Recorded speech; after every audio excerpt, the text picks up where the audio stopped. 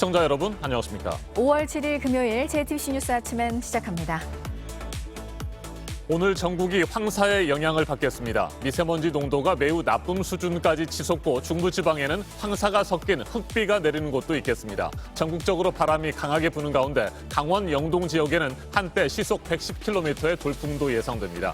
비는 오늘 낮에 대부분 그치겠지만 황사는 내일까지 이어지겠습니다. 김부겸 총리 후보자가 인사청문회에서 조국 사태와 관련해서 문재인 대통령이 조 전 장관을 두둔한 건 적절하지 못했다고 말했습니다. 민주당 열성 지지자들이 이른바 문자 폭탄으로 불만을 드러내는 것에 대해서는 민주주의적 방식이 아니라고 했습니다. 라인펀드 특혜 의혹에 대해서는 강하게 부인했는데 오늘 이틀째 청문회에서도 관련 증인들이 나오면서 이 의혹이 쟁점이 될 것으로 보입니다. 어젯밤 9시까지 확인된 국내 코로나19 신규 확진자 수는 481명으로 전날 같은 시간대와 비교하면 74명이 적습니다. 오늘 0시 기준으로는 500명 안팎에 이를 것으로 보입니다. 서울의 수산시장에서 상인과 가족 등 모두 14명이 확진 판정을 받았습니다. 미국 바이든 대통령이 백신 기술의 특허권을 일시적으로 풀어주는 걸 지지한다고 밝히면서 전 세계적으로 공급 상황이 나아지게 될지 주목되는 가운데 자국 내 접종 대상을 넓히는 데 주력하고 있는 미국에서는 12세에서 15세에 대한 접종 승인도 이르면 다음 주에 나올 예정입니다. 접종을 꺼리는 사람들을 어떻게 설득하느냐가 관건입니다. 전남 목포의 외국인 전용 주점에서 마약을 투약하고 환각 파티를 벌이던 외국인 선원과 이주 여성 등 34명이 무더기로 적발됐습니다. 해경은 전남 지역 마약 총책으로 알려진 핵심 용의자를 검거하고 상당한 양의 마약도 압수했습니다. 브라질 리우시내 빈민가에서 경찰과 마약 조직 사이의 총격전으로 25명이 숨졌습니다. 경찰이 단속에 나서고 조직원들이 저항하는 과정에서로 총알이 지하철 쪽으로도 날아가면서 승객들도 피해를 입었습니다.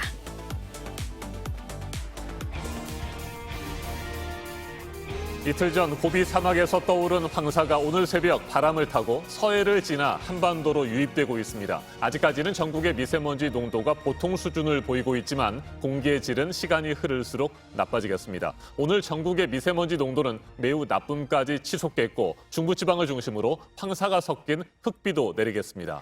네, 이번에 이렇게 중국에서 넘어온 황사는 내일까지는 남아있을 것으로 보이는데요. 오늘은 또 전국적으로 바람이 강하게 불 것으로 예보가 돼 있습니다. 강풍에 대한 대비도 또 하셔야겠습니다. 이재승 기자입니다. 그제 고비 사막에서 발원한 황사가 내몽골부터 바레만까지 길게 걸쳐 있습니다.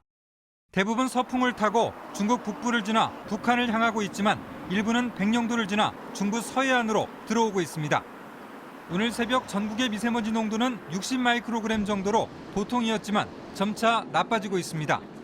특히 황사가 본격적으로 유입되는 오늘 낮 동안 미세먼지 농도가 매우 나쁨 수준까지 치솟겠습니다. 황사가 지상으로 얼마나 떨어지느냐에 따라 황사특보가 내려질 가능성도 있습니다. 중부지방에선 황사가 섞인 흙비가 내리는 곳도 있겠습니다. 예상 강우량이 5에서 10mm로 적지만 국지적으로 짧고 강하게 내릴 것으로 보입니다. 벼락이 치고 우박이 떨어지는 곳도 있어 농작물과 시설물 관리에 주의해야 합니다. 전국적으로 바람이 강하게 불겠고 강원 영동은 순간적으로 시속 110km가 넘는 돌풍이 불 때도 있겠습니다. 비는 오늘 낮에 대부분 그치겠지만 황사는 주말인 내일까지 길게 영향을 미치겠습니다. 내일 오후부터 옅어지기 시작해 밤에는 모두 사라지겠습니다. 올해는 특히 황사가 자주 발생하고 있습니다. 고비 사막과 내몽골 고원의 기온이 평년보다 높고 눈 덮임은 적어 황사가 떠오르기 좋은 조건을 갖췄습니다. 1월부터 4월까지 과거 30년 평균 우리나라의 황사 일수는 4.7일이었지만 올해는 6.5일로 늘어났습니다. JTBC 이재승입니다. 김부겸 국무총리 후보자에 대한 국회 인사청문회가 어제에 이어 오늘까지 진행됩니다. 첫날인 어제 김부겸 후보자는 문재인 대통령이 조국 전 법무부 장관에게 마음의 빚을 졌다고 말했던 것과 관련해 적절하지 못했다는 입장을 밝혔습니다. 더불어민주당 열성 지지층의 문자 폭탄에 대해서도 우려를 나타냈습니다. 검찰 개혁은 속도 조절이 필요하다는 뜻을 밝혔고 이재용 삼성전자 부회장 사면 문제에 대해서도 답변했습니다. 성문규 기자가 보도합니다. 김부겸 국무총리 후보자는 문재인 대통령이 조국 전 장관을 두둔한 것은 적절치 못했다고 했습니다. 대통령께서 당시 아마 연두 기자회견을 하시면서 마음의 빚을 졌다라고 그 표현하신 부분이 그게 이제 적절치 못했다. 다만 검찰의 먼지 털기식 수사도 분명히 문제가 있었다고 밝혔습니다. 이른바 문자 폭탄에 대해선 민주주의의 방식이 아니라고 지적했습니다. 전체주의라기보다는 하여튼 이거는 저는 뭐 제가 지금까지 알고 있는 민주주의적인 그런 방식은 아니라고 생각합니다. 네. 국민의 삶과 눈높이가 우선돼야 한다고도 말해 당신 못지않게 민심에 귀를 기울이겠다는 뜻으로 해석됩니다. 이른바 검수완박, 검찰의 수사권을 완전히 박탈하는 건 정부의 입장이 아니라고 선을 그었습니다. 당내 일부 강경파 의원들의 의견이라며 검찰 개혁의 속도 조절을 시사했습니다. 할 수가 없는 당론으로 정해서 가고 이런 건 아니고요. 네. 지금 그나마 이제 정착한 검경 간의 약간 수사권 조정을 통해서 이제 겨우 자리를 잡아가는 중인데. 예. 네. 이재용 삼성전자 부회장 사면 문제에 대해서는 경제계 의견 등을 두루 들어 대통령에게 전달하겠다고 밝혔습니다. 다만 고 이건희 전 회장에 이은 사면 세습이라는 정의당 의원의 지적에 당연히 공정하다고 보지 않는다고 답했습니다. 김 후보자는 또 장기간 보유한 1주택 실소유자에 대해서는 종부세 납부를 유예해주는 유연성이 필요하다고 했고 가상화폐 관련해선 정부가 안전대책을 마련해야 한다고 강조했습니다. JTBC 성문규입니다. 국민의힘을 비롯한 야당 의원들은 김부겸 국무총리 후보자를 둘러싼 각종 의혹을 거론하면서 총공세에 나섰습니다. 김 후보자는 과태료 체납 등에 대해서는 부끄럽다며 사과했습니다. 반면 딸 부부가 라임 펀드와 관련해 특혜를 받았다는 의혹이 제기되자 특혜가 무엇이냐며 맞섰습니다. 박민규 기자입니다. 대한민국의 일반 국민은 상상할 수도 없는 조건으로 가입자가 후보자 자녀 일가족 그리고 라임의 부사장인 이종필 했습니다. 국민의힘이 김부겸 총리 후보자를 향해 라임 펀드 관련 의혹을 꺼냈습니다. 라임 자산운용이 김 후보자 가족을 위한 특혜 펀드를 만들었다는 주장입니다. 환매 조건과 수수료 등이 다른 사모펀드보다 유리한데 외부 인사 중에는 가입자가 김 후보자 둘째 딸 가족뿐이라며 몰아붙인 겁니다. 자세하게 듣고 이것을 사유의 개인 역량인지 아니면 뭐 어떤 뒷배를 보고 한 건지 여기에 대해서 답변을 해주셔야지 이게 왜 특혜냐고 되묻는다?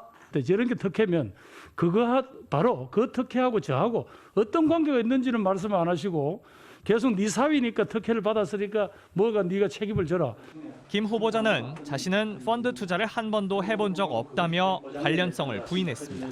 평소 사위하고 자녀가 후보자님께 금융 투자에 대한 자문을 한 적이 있습니까? 뭐 제가 뭘 안다고 저한테 그런 투자 자문을 하겠습니까?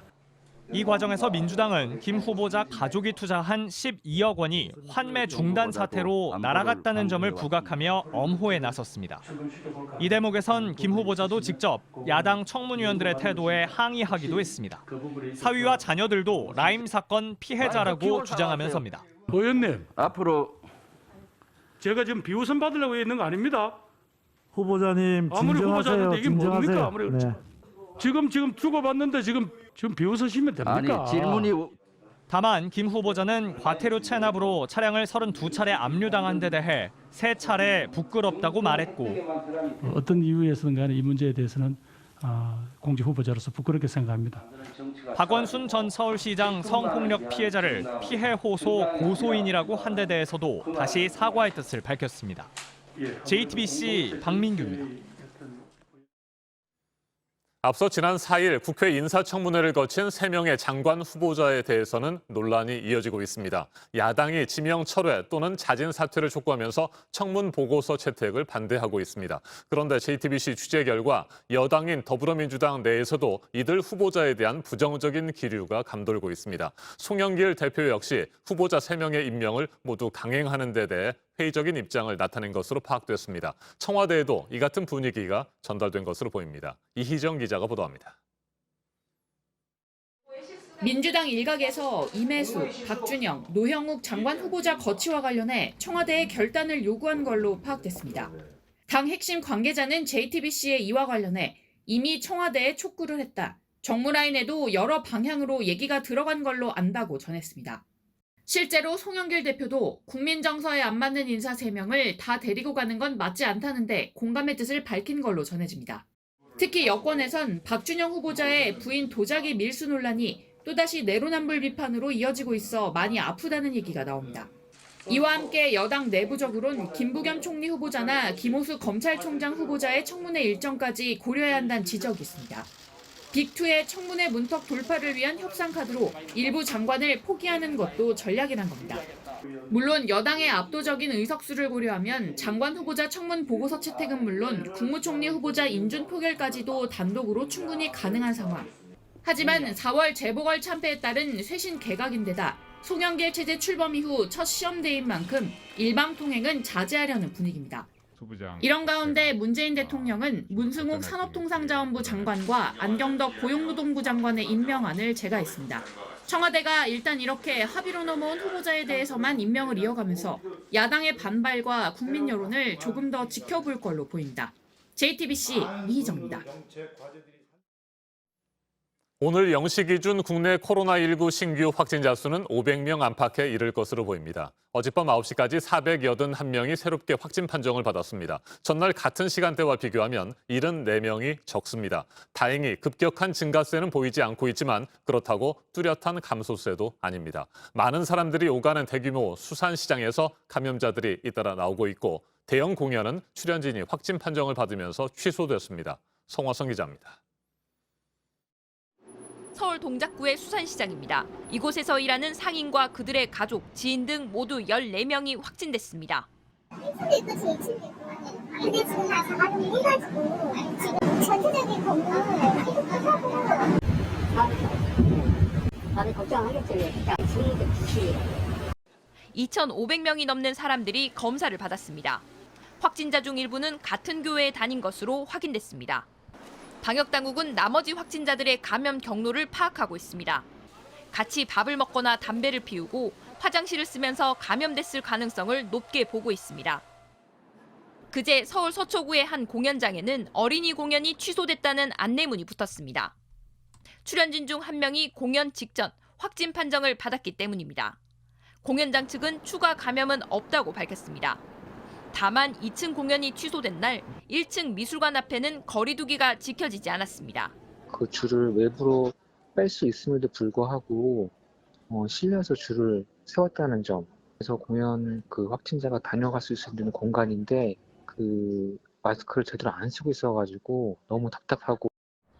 광주의 한 고등학교에서는 학생 14명이 확진됐습니다. 방역당국은 이 학교 1학년 학생이 아버지를 통해 감염된 것으로 보고 있습니다.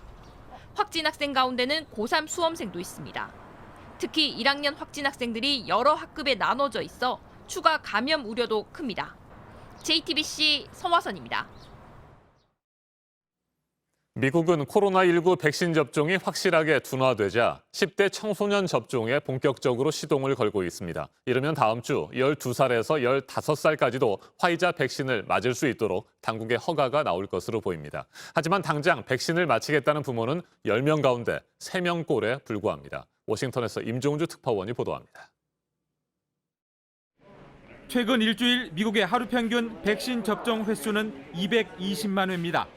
지난달 중순 340만 회를 기록한 이후 계속 내림세입니다. Local conditions and emerging variants are putting many states at risk for increases in COVID-19 cases, especially if we do not increase the rate of vaccinations.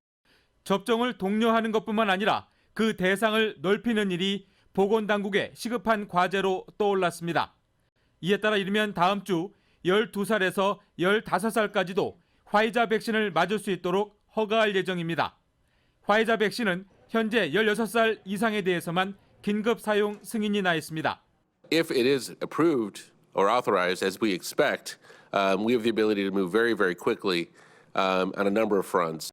그러나 미국 카이저 가족재단 조사 결과 17살 이하 청소년을 둔 부모 가운데 자녀에게 당장 백신을 맞히겠다는 적극층은 10명 가운데 3명 꼴에 불과했습니다. 3분의 1가량은 백신이 어떤 효과를 낼지 좀 더 기다려보겠다며 유보적으로 답했습니다.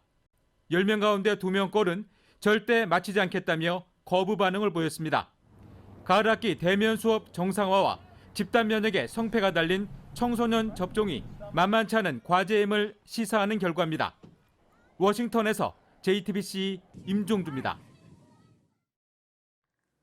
평택항에서 일을 하다 숨진 대학생의 장례도 치르지 못하고 있는 유족들이 억울한 죽음이 밝혀지고 책임질 사람이 책임을 져야 한다면서 목소리를 냈습니다. 아르바이트로 하청 노동자로 일을 했는데 컨테이너 작업에 투입이 됐지만 사전 안전 교육도 안전 장비도 없었습니다. 배양진 기자가 보도합니다. 코로나 탓에 학교가 문을 닫자 돈이라도 벌겠다며 아빠 일터에 함께 나선 아들이었습니다. 제가 약 한 8년간 그거 부두에서 일용직 근로자로 2019년 12월 말경에 나간 걸로 알고 있습니다. 제대하고 며칠 쉬고 바로 나갔으니까요. 컨테이너 업무를 할 사람이 부족하다는 연락을 받은 그날 이후 아빠는 아들을 다시 볼 수 없게 됐습니다. 23살 비정규직 하청 노동자 이선호 씨는 지난달 22일 평택항 신컨테이너 터미널에서 300kg짜리 컨테이너 날개에 깔려 숨졌습니다. 이 씨는 앞뒤 날개로 화물을 고정시키는 개방형 컨테이너 안에 들어가 쓰레기를 줍는 작업을 하고 있었습니다. 지게차가 반대편 날개를 넘어뜨려 접으면서 생긴 충격으로 이 씨가 있던 쪽 날개도 넘어져 덮친 겁니다. 날개 안전핀이 빠진 상태라 이미 위험했지만 그날 이 씨에게 조심하란 얘기를 한 사람은 없었습니다. 처음 해보는 작업이었지만 안전교육도 제대로 못 받았습니다. 작업 지시를 듣고 외국인 근로자는 그랬대요. 말로를 했답니다. 제 아들은 그래도 저 아저씨가 수술하는데 수술해야 되는 거 아니에요. 사고가 난 지 보름이 다 됐지만 아직 장례도 치르지 못했습니다. 유가족과 친구들은 진상규명을 호소하고 있습니다. 정말로 우리 애가 왜 죽는지 그곳이 얼마나 위험한 곳인지 몰랐기 때문에 들어갔고 시켰기 때문에 그 안에 들어가서 그 작업을 했던 겁니다. 갑자기 피가 차갑게 식는 기분이 들더라고요. 그 현장에 계속 친구 얼굴이 겹쳐 보이더라고요. 원청 측은 컨테이너 작업을 지시한 건 맞지만 쓰레기 줍는 업무는 따로 요구하지 않았다는 입장입니다. 당시 안전관리자가 있었다면서도 안전관리에 소홀했던 점은 인정한다고 했습니다. 경찰은 회사 측을 불러 조사한 뒤 과실치사 혐의 적용을 검토하겠다고 밝혔습니다. JTBC 배양진입니다. 옷가게 직원들을 폭행한 이후 피해자들에 대한 사과를 본인은 직접 하지 않고 버텨서 비난을 받은 주 벨기에 대사 부인인데요. 이 일이 있었던 게 지난달 9일이었는데 어제 경찰 조사는 받으러 나왔습니다. 사건이 있었을 때부터 전해드린 대로 면책 특권이 있어서 처벌을 하기는 어렵습니다. 김태영 기자입니다. 주한 벨기에 대사 부인 A씨가 옷가게를 한참 구경합니다. 신발을 신은 채 흰 바지를 입는가 하면 수차례 옷을 입었다 벗었다 하다 1시간쯤 매장을 떠납니다. 매장 직원이 따라갔다가 1분쯤 지나 돌아옵니다.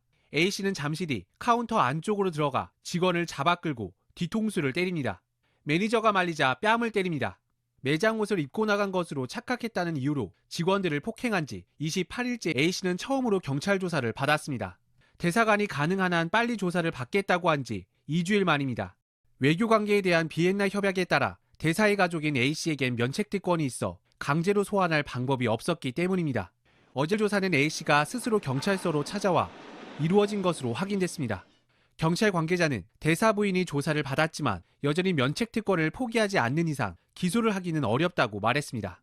또 진술 내용에 대해서도 밝힐 수 없다고 했습니다. 당시 A씨에게 뺨을 맞은 매니저는 볼이 빨갛게 부어오를 정도로 다쳤지만 지금까지 사과를 받지 못한 것으로 확인됐습니다. JTBC 김형입니다. 전용 유흥업소에서 마약을 집단 투약한 외국인 30여 명이 검거가 됐습니다. 경찰은 비슷한 마약 거래가 더 있을 것으로 보고 국내 외국인을 대상으로 한 마약 수사를 확대할 방침입니다. 윤재영 기자입니다. 굳게 닫힌 철문 손잡이를 무장한 경찰 특공대가 부숩니다. 철문을 열자 나타난 유리문도 깨트립니다.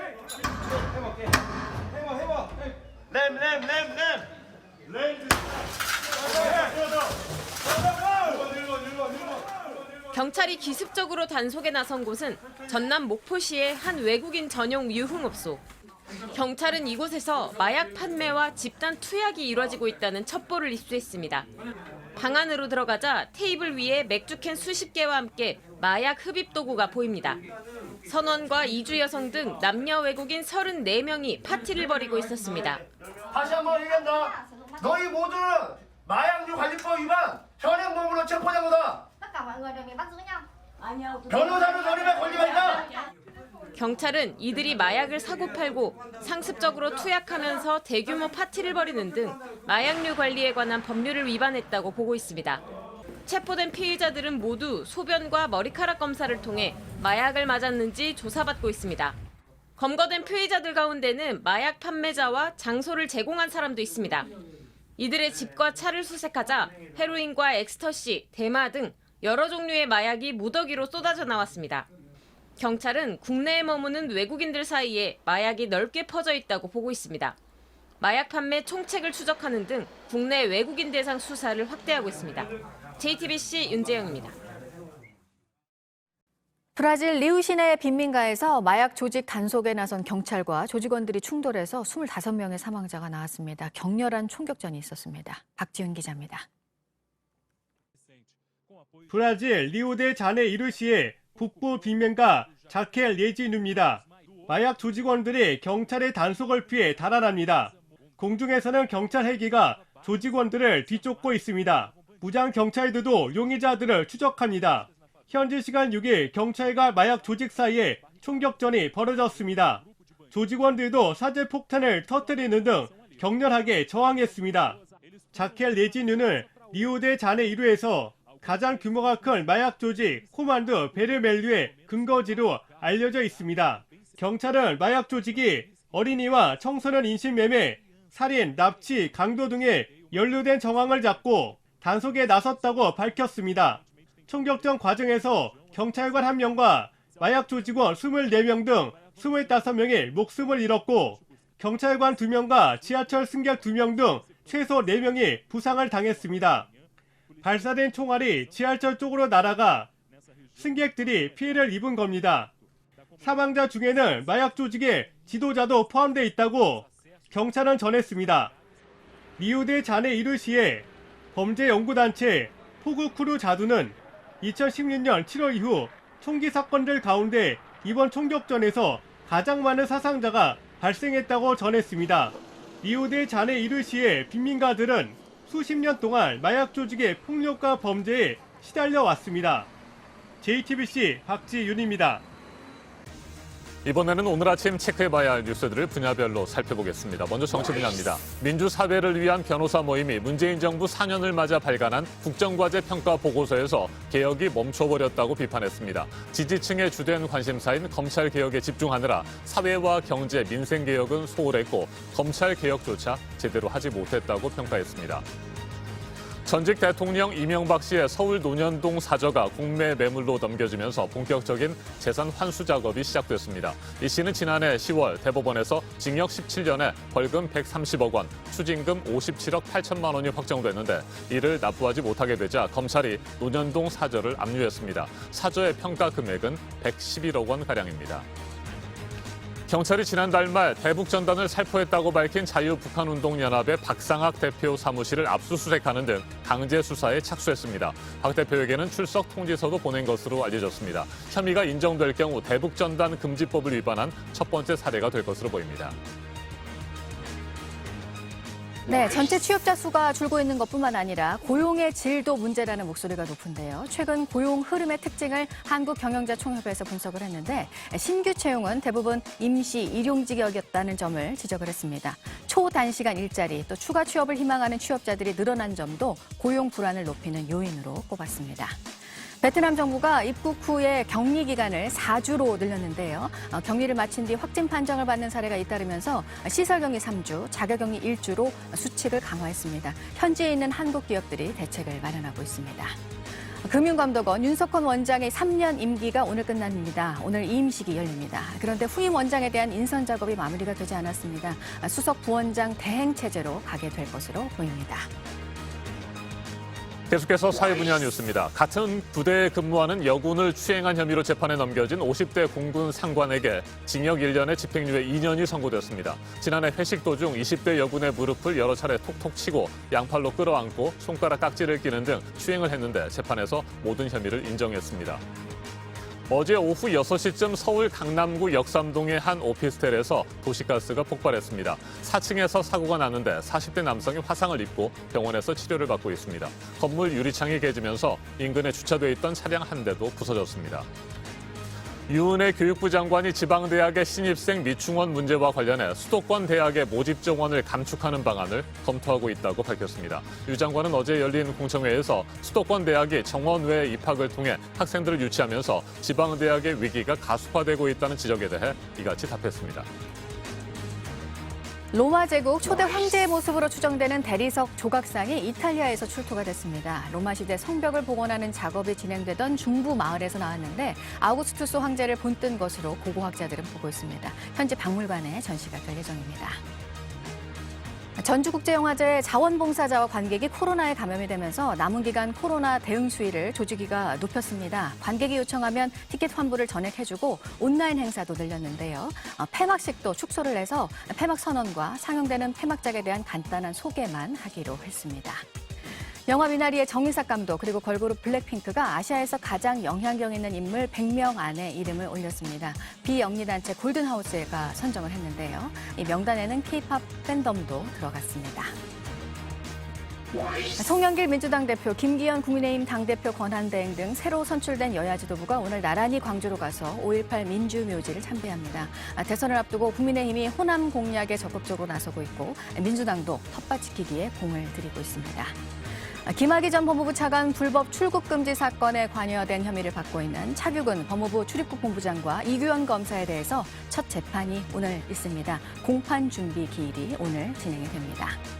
라인펀드 판매 재개를 위해 우리은행 측에 청탁한 혐의로 재판에 넘겨진 윤갑근 전 대구고검장에 대해서 1심 선고가 오늘 나옵니다. 김봉현 전 스타모빌리티 회장의 폭로로 수사가 시작됐고 윤 전 고검장은 구속이 됐습니다. 검찰은 징역 3년을 구형했습니다. 분야별 뉴스들 체크해드렸습니다. 오늘 전국이 황사의 영향을 받겠습니다. 미세먼지 농도 나쁨 수준으로 하루 종일 대기가 탁하겠고 오후에는 매우 나쁨 수준까지 올라가겠습니다. 아침부터 낮 동안 비가 내리는 곳이 있겠습니다. 수도권과 강원 내륙에 5에서 10mm, 충청도와 전북, 경북에 5mm 안팎입니다. 비는 짧게 내리겠고 지역마다 강우량 차이가 크겠습니다. 바람도 강하게 불겠습니다. 중부 서해안에는 강풍특보가 내려져 있고 서울을 비롯한 수도권과 동해안에도 강풍 예비특보가 내려져 있습니다. 최대 순간풍속이 초속 20m에서 30m까지 부는 등 돌풍이 예상됩니다. 현재 기온은 서울과 청주 16도, 광주 17도, 부산 16도로 어제보다 2도에서 10도가량 높습니다.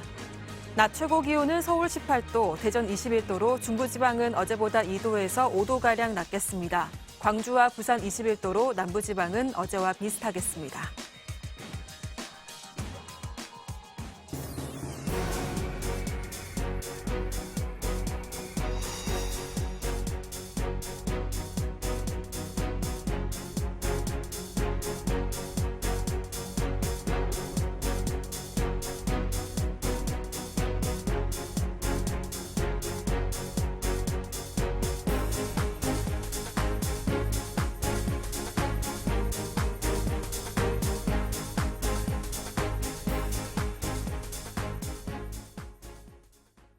음주운전 단속을 피해서 달아나던 운전자가 갑자기 바다로 뛰어들었습니다.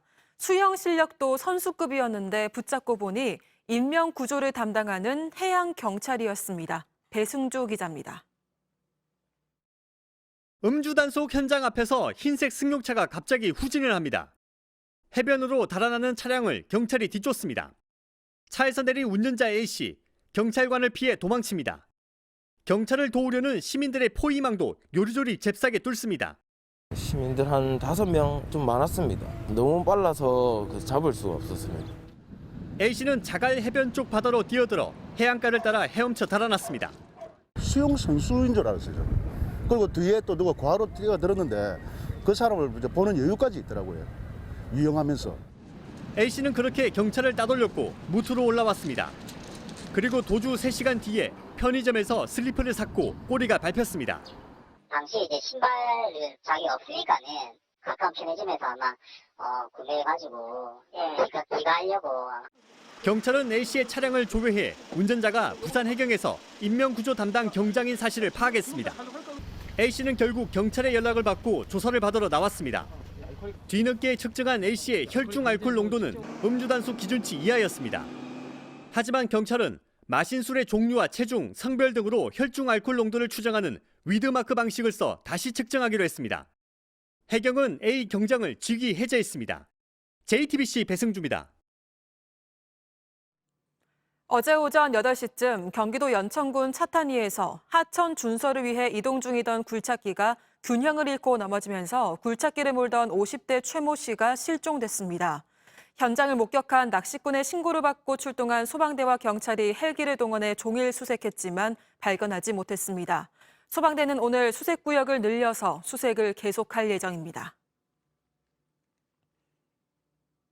어제 오후 4시 반쯤 인천시 가정동에서 도로를 달리던 BMW 미니쿠퍼 차에서 불이 났습니다. 불은 신고를 받고 출동한 소방대에게 10분 만에 꺼졌습니다. 인명피해는 없었지만 차의 엔진룸 등이 탔습니다. 소방당국은 정확한 화재 원인을 조사하고 있습니다.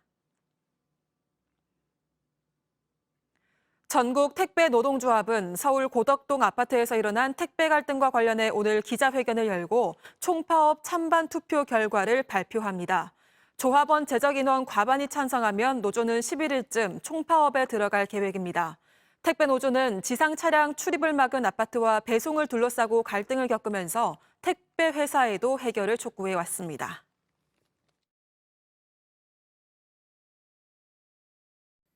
아침엔 세계 시간입니다. 지난달 29일 중국이 우주로 쏘아 올린 로켓의 잔해가 이르면 내일 대기권을 통과해 지구 어딘가로 추락할 것이라는 전망이 나왔습니다. 미국은 중국을 향해 우주에서 책임감 있게 행동하라고 경고했습니다. 우리 과학기술정보통신부도 추락 위험에 대비하고 있습니다.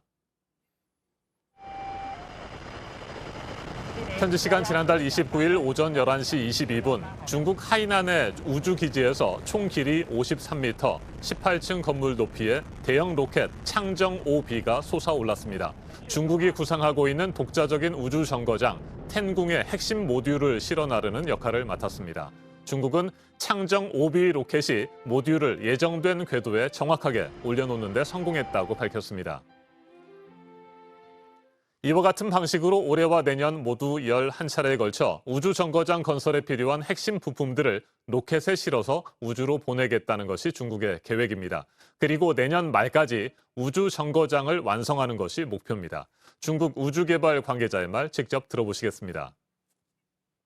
当今后随着我们的空间站不断的用，今后建造，我们还会往上面一些设备、防设备规模还会变大。我说是现在起步的时候。轨道控制。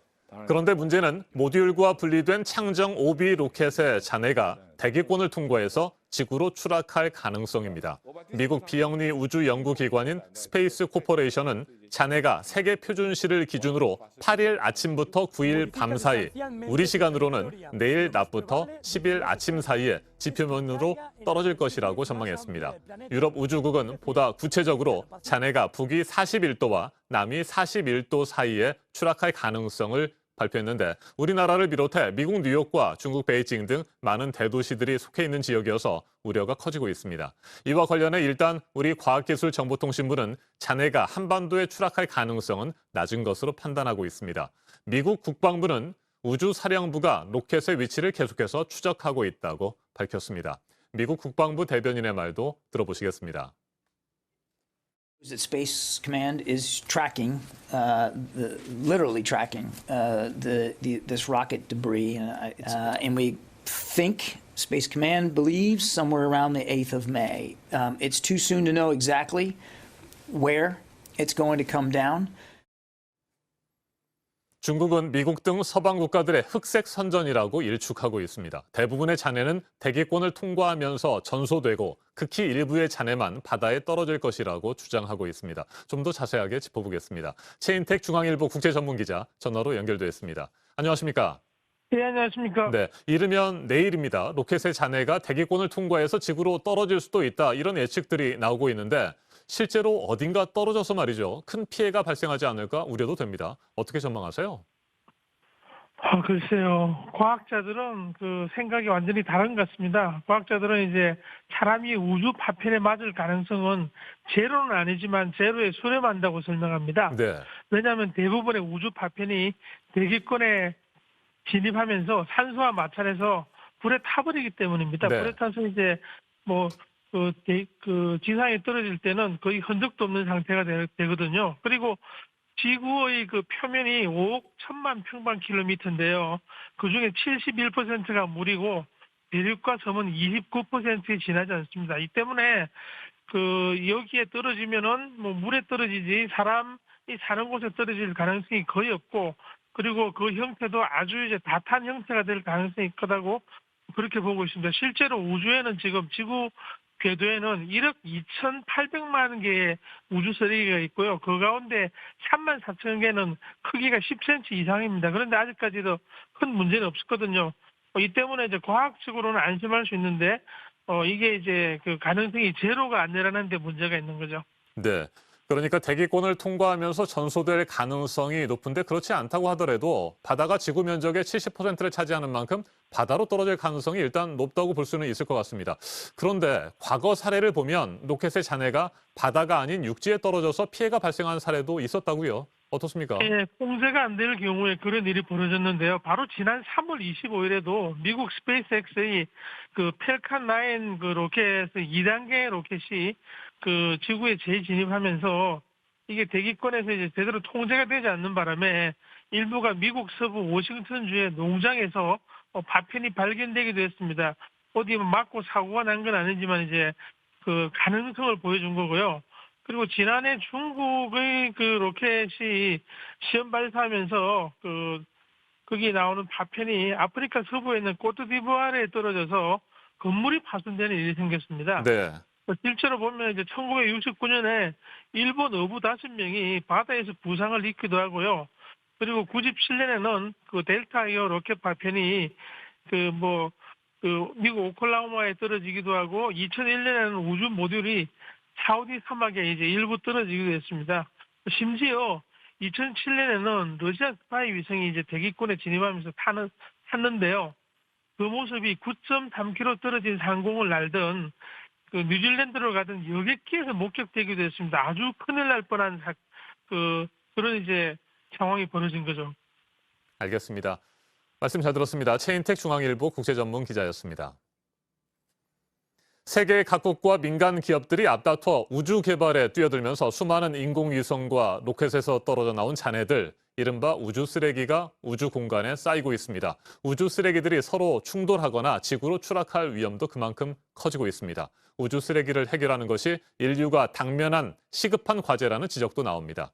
각국의 정치적 공방이나 패권 다툼의 일환으로 시간을 소모할 것이 아니라 실질적인 해결을 위한 국제적인 협력이 필요한 때입니다. 지금까지 아침엔 세계였습니다.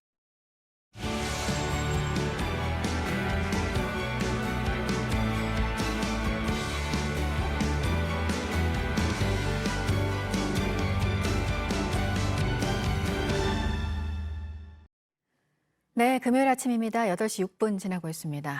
코로나 상황이 그야말로 통제 불능 상태인 인도에서 앞서 이번 주에 170여 명이 특별 항공편으로 국내에 들어왔고요. 2차로 200여 명이 또 귀국길에 올랐는데 조금 전에 인천공항에 도착을 했습니다. 보도국 연결해서 알아보도록 하겠습니다. 강보들 기자, 1차 때도 그랬는데 이번에도 예약을 했던 인원보다는 좀 줄었습니다. 코로나 확진 판정을 받은 교민들이 또 이번에도 있었다고요? 예, 인도 남부 벵갈루루에서 어젯밤 출발한 아시아나 항공 특별 운항편이 6시 35분쯤 인천공항에 도착했습니다. 211명이 들어올 예정이었지만 탑승 전 검사에서 양성 판정을 받은 사람들이 빠지면서 204명만 입국하게 됐습니다. 204명 중에 우리 교민은 203명, 1명은 외국인입니다. 이들은 입국 직후 다시 진단검사를 받는데 음성이 나와도 시설에서 일주일, 그 이후에는 자택에서 다시 일주일을 격리 상태로 지내게 됩니다. 그 사이에 2번의 진단검사를 더 받아야 합니다. 앞서 지난 4일에도 남부 첸나이에서 교민들이 들어왔고요. 모두 1만 명 정도인 인도 교민 상당수가 아직 현지에 있는데 이번 달에 모두 12편의 부정기 항공편 운항이 추진되고 있습니다. 인도 상황은 여전히 심각합니다. 어제 하루에만 41만 2,200여 명의 확진자가 나왔고 3,980명이 사망했습니다. 네, 인도는 참 코로나 상황이 이렇고 한편에서 백신 물량에 여유가 있는 미국에서는 관광객들에게도 백신을 놔주겠다고 했습니다. 뉴욕에서죠? 네, 현지 시간 6일 뉴욕 시장이 밝힌 계획인데 먼저 들어보시겠습니다. That is good for all of us that they get vaccinated. It's good for them. It's another reason to be here and know you're going to be taken care of. So we're going to be setting up these mobile vaccination sites where tourists go. We'll be using the J&J vaccine. 브라질 시장은 주정부와 논의 중으로 승인만 받으면 원하는 관광객 누구에게나 당장이라도 얀센 백신을 제공할 수 있다고 설명했습니다. 이동접종센터는 타임스퀘어, 하이라인 파크 등 도시 전역의 유명 관광지에 마련될 것으로 보입니다. 관광객에게 백신을 놔주겠다는 곳은 또 있습니다. 알래스카주도 6월부터 관광객들이 무료로 백신을 맞을 수 있다고 했습니다. 미국 정부가 백신 접종에 자국민과 외국인을 가리지 않고 있기도 하고요. 재고를 보관하고 있는 곳들이 많아서 관광객 백신 접종 프로그램을 제공하는 곳은 더 늘어날 것으로 보입니다. 네, 정상화를 찾고 있는 뉴욕의 대표적인 모습 가운데 또 하나가 있는데 브로드웨이 공연도 9월부터는 원래대로 진행이 또 된다고요? 예, 그렇습니다. 쿠오모 주지사가 트위터에 브로드웨이는 뉴욕주의 정체성과 경제의 중요한 부분으로 무대막이 다시 오른다는 사실에 흥분된다면서 정상화 소식을 전했습니다. 9월에 문을 열게 되면 지난해 3월 브로드웨이 41개 극장이 공연을 중단한 이후 18개월 만에 다시 관객을 받는 겁니다. 또 인원 제한 없이 관객석을 모두 채운 상태에서 공연이 치러집니다.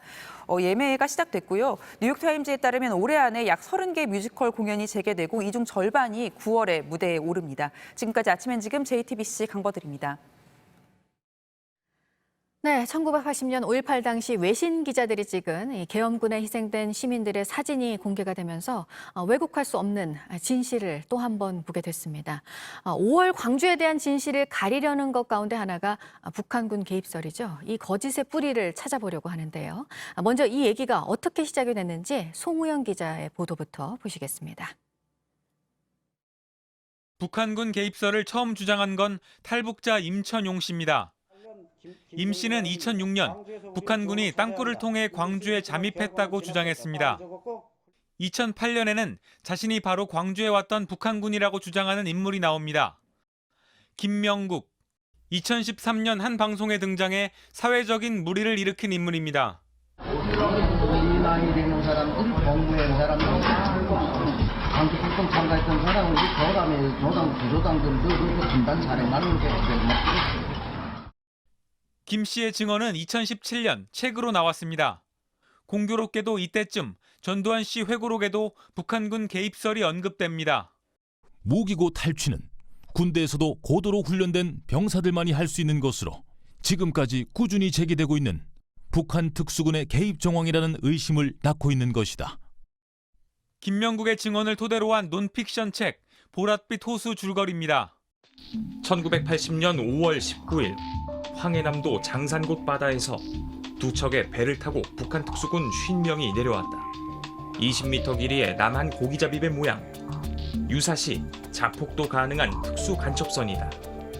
5월 21일 새벽 2시쯤 서해안에 상륙했는데 해변 여기저기 돌들이 널려 있었다. 19살이었던 나는 특수군 대장 문재심의 호위병. 5시간 정도를 행군해 광주에 도착했다.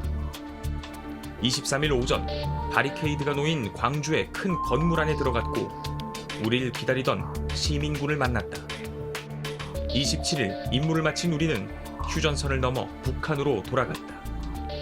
북한군 개입설은 당시 북한이 시민군을 지원했고 계엄군에도 잠입해 서로 총을 쏘게 했다는 내용입니다. 적화 통일을 위해 북한이 5.18을 기획하고 조종했다는 겁니다. 지만원 씨는 5.18이 북한 특수군들이 일으킨 게릴라 전쟁이라고 주장해왔습니다. 가장 강력한 증거로 주장한 게 바로 김명국의 존재였습니다. 최근엔 한 대학 교수가 교단에서 북한군 개입설을 가르쳐 논란이 됐습니다. 유튜브 등 온라인에서도 북한군 개입설을 손쉽게 만날 수 있습니다. JTBC 송우영입니다. 네, 자신이 광주에 갔던 북한군이라고 주장한 이 북한 특수군 김명국 씨. 들으신 대로 북한군 개입설을 말하는 사람들의 증거가 됐는데요. 이 김명국 씨의 증언을 토대로 책을 쓴 한 탈북 작가는 그간 책 내용이 사실이라고 했었는데 일부는 본인이 만들어냈다고 또 말을 했습니다. 최승기 기자입니다. 광주에 난파됐던 한 탈북 군인의 5.18 체험담. 탈북 작가 이주성 씨는 내용은 전부 사실이라고 주장합니다. 그런데 일부는 자신이 창작했다고도 말합니다. 얘기한 적이 그건 맞다고. 그건 내가 만들었는데 왜 그걸 였냐면 난파된 북한군이 고정간첩을 만난 장소로 묘사됐던 광주 무등산의 사찰 증심사. 최근엔 북한군을 조직 지휘한 스님 손성모가 증심사에서 이들을 맞이했다고 나옵니다. 그러니까 어떤 근거 자료는 갖고 계세요, 그럼? 난 이북에서 그걸 듣고 내려왔거든요. 아, 이북에서 들으시는 겁니다. 손성모는 실존했던 난파 간첩인데 5.18에 끼워 넣었다는 겁니다. 증거는 내가 북한에서 듣고 왔다 뿐이었습니다. 창작은 더 있었습니다. 북한 특수군이 작전 중 민간인을 살해했다는 내용도 만들어진 이야기였습니다. 5.18가 죽지는 않았는데 북한은 난파된 사람들이 이제 그 간첩 활동을 나와서 하잖아요. 네. 하다가 이제 한국 사람들한테 걸리게 되면 무조건 죽여야 된다. 사건이랑 관계가 없는. 관계는 없어요. 결국 논픽션이 아닌 이야기에 또 다른 이야기를 섞은 소설이었습니다. JTBC 최승기입니다.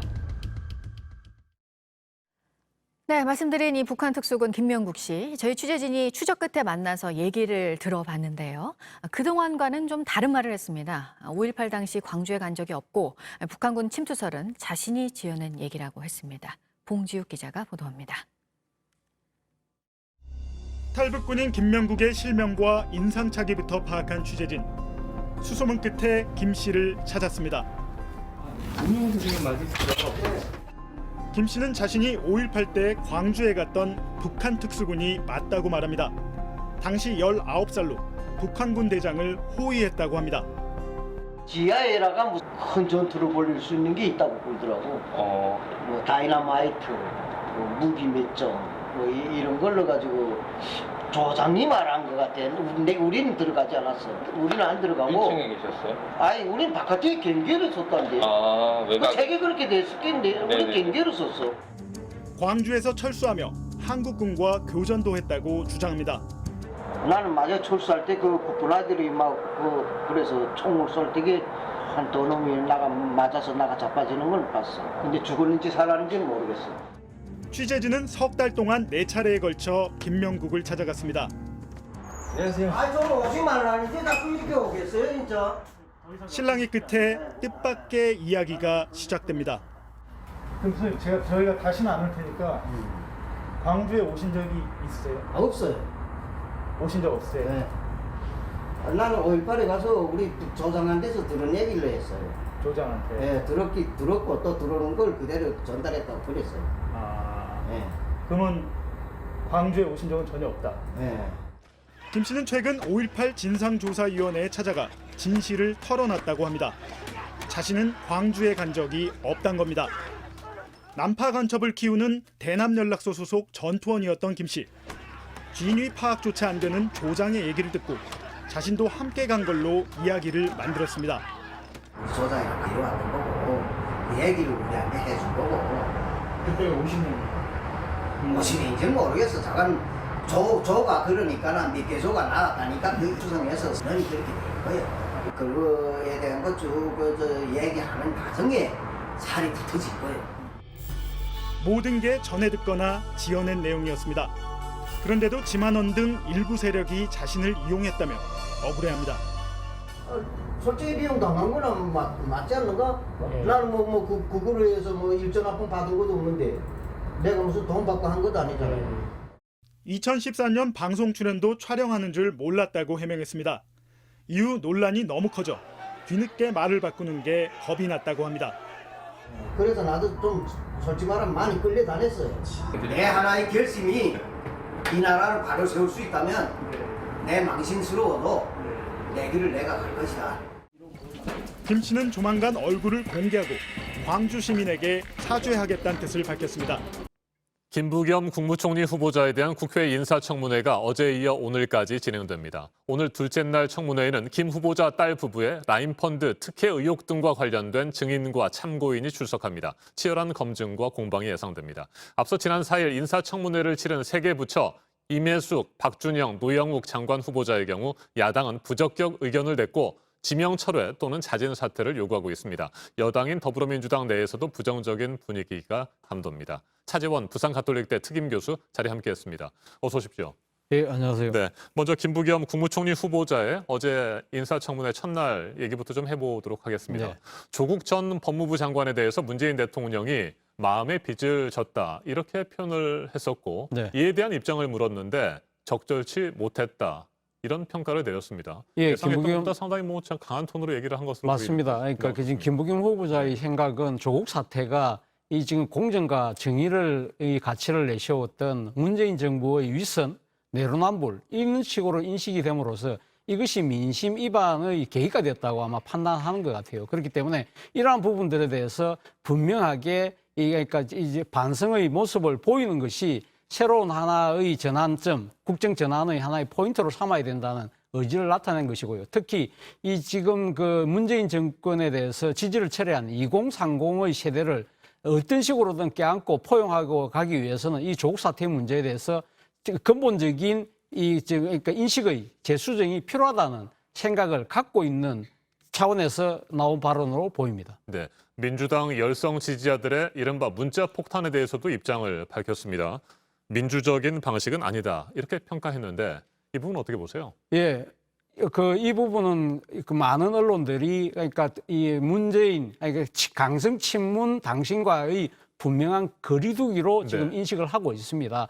물론 지금 이 강성 친문들의 적극적인 문자 이 메시지 같은 경우는 상당히 적극적인 당 참여 활동으로도 긍정적인 측면이 분명히 있지만 이것이 다수의 민심과 격리된 측면에서 어떻게 보면 민심의 왜곡을 자초할 수 있고요. 그리고 더 나아가서는 민주당을 비롯한 여권 전체의 민심과 유리되면서 정치적 고립을 심화시킬 수 있다는 측면에서 아마 이 김부겸 후보자가 상당한 위기의식을 느꼈던 것이 아닐까라는 생각이 듭니다. 그런 측면에서 본다고 한다면 이런 그러니까 적극적인 자발적인 이 당 참여 활동은 격려하되 그러나 그것이 정치적인 일정한 수준을 넘어가는 부분에 대해서는 분명하게 경계하고 한계를 둬야 된다는 후보자 나름의 정치적 인식을 나타낸 것으로 보입니다. 네, 검찰의 수사권을 완전히 박탈하는 것을 줄여서 이른바 검수완박이라고 하잖아요. 이 부분에 대해서도 질의가 있었고 답변을 했는데 뭐 일부